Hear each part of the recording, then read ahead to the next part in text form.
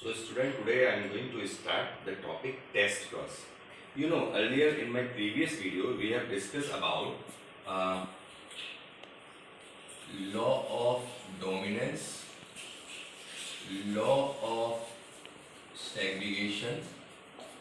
When you go through with your NCERT, in that book you will found these topic as inheritance by one gene. In your NCERT of class 12, there is one topic inheritance by one gene. When you go through with this topic, then you will found the law of dominance and law of segregation. Because when I explain this law of dominance and law of segregation in this way, if you know or if you go through my previous video, then I draw such type of crosses. This is the cross of law of dominance, in which we are carrying one character, like flower color. One is dominant trait, one is recessive trait. So when we conduct a cross with the help of one character, such type of cross is known as monohybrid cross. And when we taking two character, then that cross that is executed with the help of two character, such type of cross is known as dihybrid cross. I will explain the third law of independent assortment with the help of dihybrid cross. But before that, I will discuss test cross. What is test cross? In law of dominance,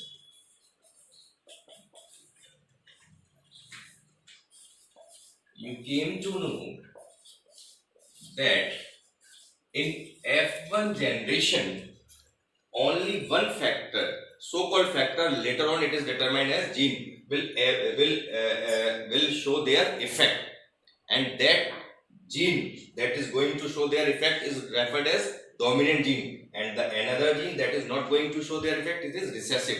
Now in the F1 generation, the developed character means obviously it is red flower plant, it is white flower plant. In F1 generation, the plant will develop the flower of red color, means dominant trait. But to find out these red flower plants are homozygous or heterozygous, they are pure or hybrid. To find out this, Mendel conducted a test cross. In test cross, Mendel allowed a cross between the member of F1 progeny with the member of recessive parent. To find out the genotype of F1 parent, Mendel conducted a test cross, and in this test cross, Mendel allowed to cross between the member of F1 progeny with the member of recessive parent. So when we conduct this cross with this, such type of cross is referred as test cross. When you go through with your book, you will find back cross and test cross. Back cross means the member of F1 generation either cross with dominant trait parent or either cross with recessive trait parent. This is back cross. But particularly test cross is what? When the member of F1 generation will cross with the member of parents of recessive trait. Now let us see what will happen.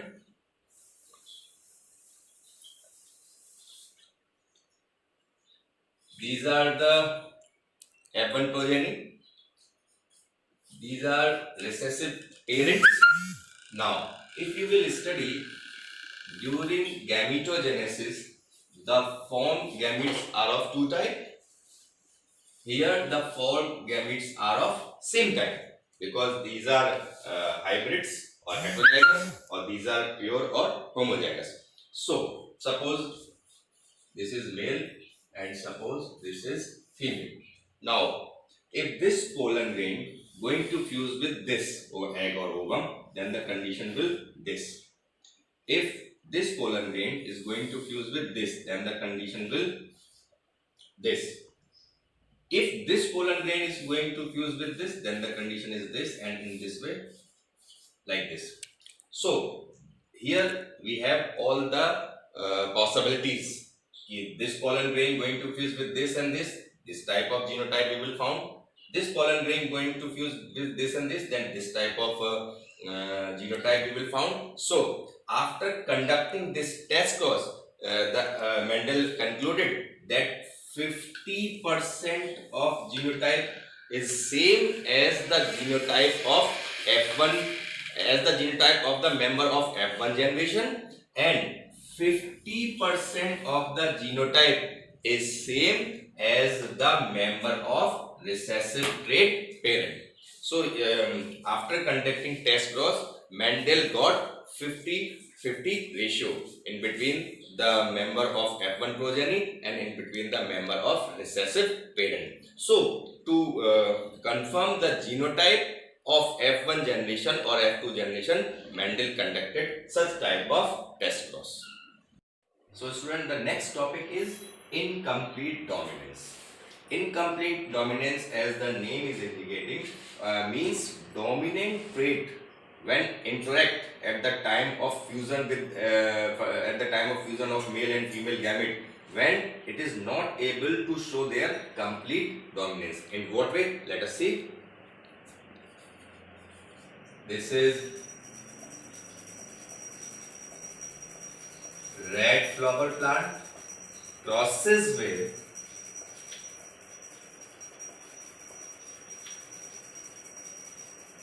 white flower plant. Gametogenesis, because these are homozygous, same type of gamete will be formed. After fertilization or fusion, what will have? In F1 progeny, what type of color of the flower will shown by the flower of F1 progeny? They will show the flower color is of pink color. In dominance, you know, this dominant gene will show their effect, but what happened? Some deviation taking place beyond the laws of inheritance when these trait and these trait. It's obvious when I am denoting this character as capital, it means it is dominant, and this is as small, it means it is recessive. So when these are unite together in F1 generation, because of incomplete dominance of this gene, we will found a intermediate character, that is pink color. Means this dominant gene is not able to dominate the character of recessive gene completely. So this is what the incomplete dominance, in which we get different color, that is pink color, and this is because of the incomplete dominance of the dominant trait. So this is what incomplete dominance. So student, today we will discuss the explanation of the concept of dominance. You know, earlier we have studied about incomplete dominance, in which we came to know that in F1 progeny, the dominant gene is not able to show their complete dominance, hence the phenotype of the flower of F1 generation is of pink color. Now in this topic we will try to understand why this dominant gene is not able to show their complete dominance, and why it is showing incomplete dominance, and instead of red it is producing pink color of flower. So what happened, guys, when at the time of gametogenesis, when one gene from this appear in F1 generation, this allele pair, at that time some changes taken place at their molecular level. I repeat, at the time of gametogenesis, when this gene pair come in the form of allele in F1 generation, at that time some changes taken place at their molecular level that result this allele pair become modified, and this modified allele pair showing some variation when the phenotype character, when the character execute and phenotype appear, and this phenotype variant from the phenotype that's supposed to when a normal allele is supposed to execute. means say at molecular level in this gene some changes taken place and phenotype variated. This in detail we will study in our next chapter, that is molecular basis of inheritance. Now I am going to explain in a brief. Let us take an example that that a gene that is responsible for the transformation or the production of a enzyme. So now let us see what will happen. So now we will understand this concept of dominance with the help of a nominal enzyme. Suppose this is a normal allele pair responsible for the formation of normal enzyme. That normal enzyme is further transform the substrate S.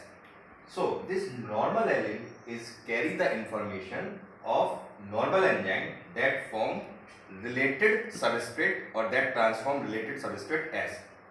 But now what happened, as I told you earlier, that at the time of gene formation or allele pair formation, what happened, some changes taken place at their molecular level.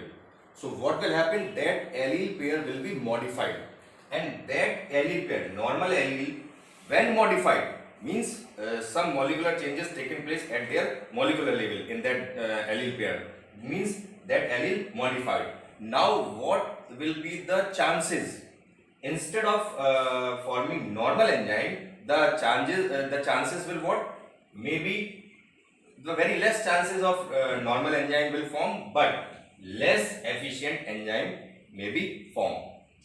Second chances, non-functional enzyme may be formed. Next chances, no enzyme at all will form.